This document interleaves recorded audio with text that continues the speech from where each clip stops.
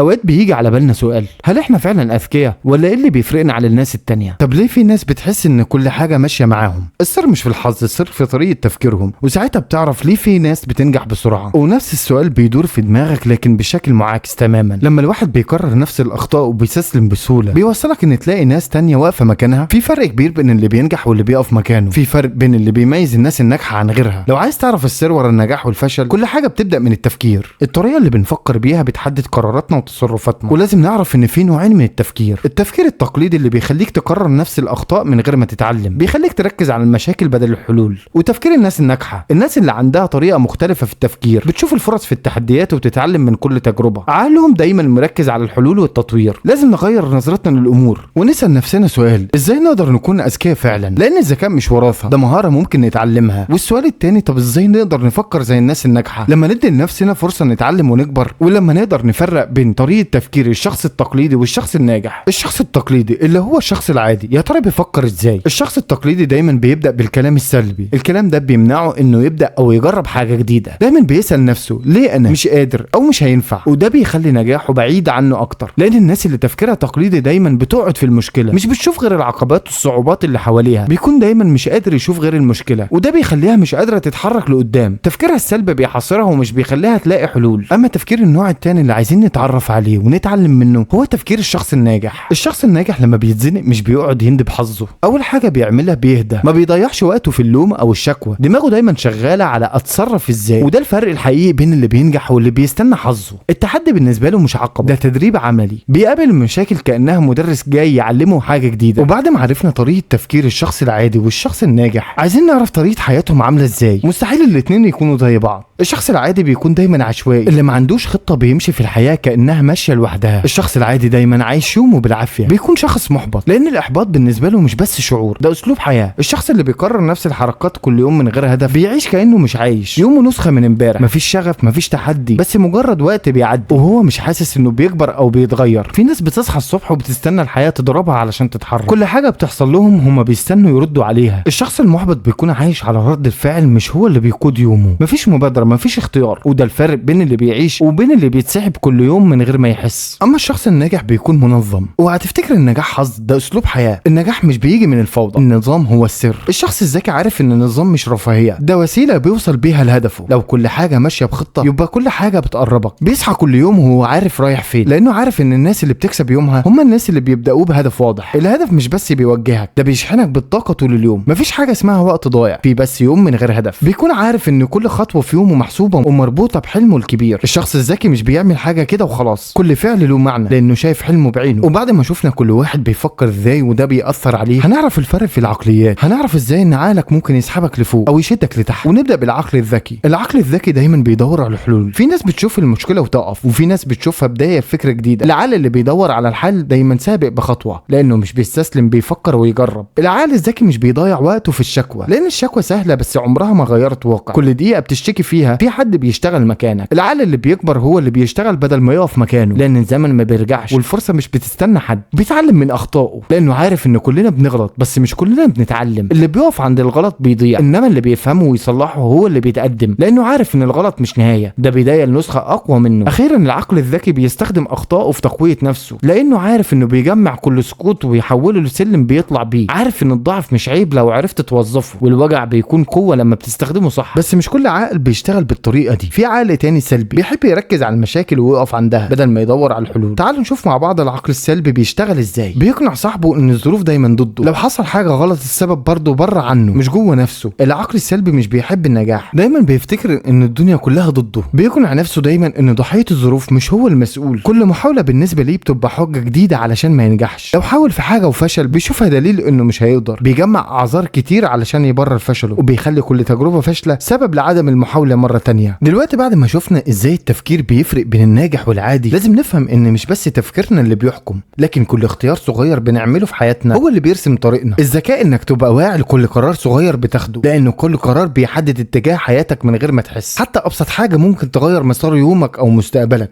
كل يوم بتاخد قرارات صغيرة مش بتلاحظها، وعلشان كده ما تستهونش بالاختيارات الصغيرة. يمكن قرار صغير بسيط يعمل فرق كبير في فرص نجاحك. ابدأ تتحكم في اختياراتك علشان تبني حياة احسن، لكن لازم تعرف ان اللي بيحدد فعلا طريقك هو الايمان اللي جواك. لو دماغك مقتنعه انك فاشل، حتى لما الفرصه تقف قدامك مش هتعرف تستغلها. الايمان بالنفس هو المفتاح اللي بيفتح كل ابواب النجاح. لو فكرت دايما انك مش قدها هتفضل واقف مكانك. علشان تنجح لازم تبدا تصدق انك تقدر. اما لو شايف انك تستحق النجاح هتبدا تتصرف على الاساس ده. لما تكون مؤمن انك تستحق النجاح هتبدا تبني عادات جديده وتشتغل على نفسك. الايمان ده بيخليك تصبر وتكمل رغم الصعوبات، ومع الوقت هتوصل، ومع الوقت النجاح هيكون حصاد كل اللي زرعه. لكن قبل الختام، عمرك سالت نفسك مين اللي بيبرمج دماغك؟ فكرت مره مين اللي بيأثر على طريقه تفكيرك؟ انت اللي بتختار افكارك ولا حد تاني؟ دماغك ممكن تتبرمج من ناس حواليك او من تجاربك. يا ترى انت اللي بتحكم في افكارك ولا بتسيب الناس تتحكم فيها؟ لما تدي غيرك حق انه يقرر ليك بتفقد قوتك الداخليه. النجاح بيبدا لما تبقى انت القائد لدماغك مش غيرك. خليك دايما تسال نفسك انا بفكر ليه بالطريقه دي. وعي تفكيرك هو اول خطوه لتغيير حياتك للاحسن. في الاخر الذكاء مش جينات وخلاص، لكن الحقيقه ان الذكاء مش حاجه ثابته عندك من يوم ما اتولدت. العقل زي العضله، كل ما بتمرنها كل ما بتقوى. الذكاء قرار بتاخده كل يوم، مش حاجه بتيجي صدفه، ده اختيار يومي. في النهايه التعليم مش بس في الكتب، ده في الحياه كل يوم. تفكيرك هو المفتاح علشان تتخطى كل صعب، والمحاوله من جديد هي اللي بتخليك توصل لاهدافك. ما تخافش تغلط، المهم تقوم وتكمل.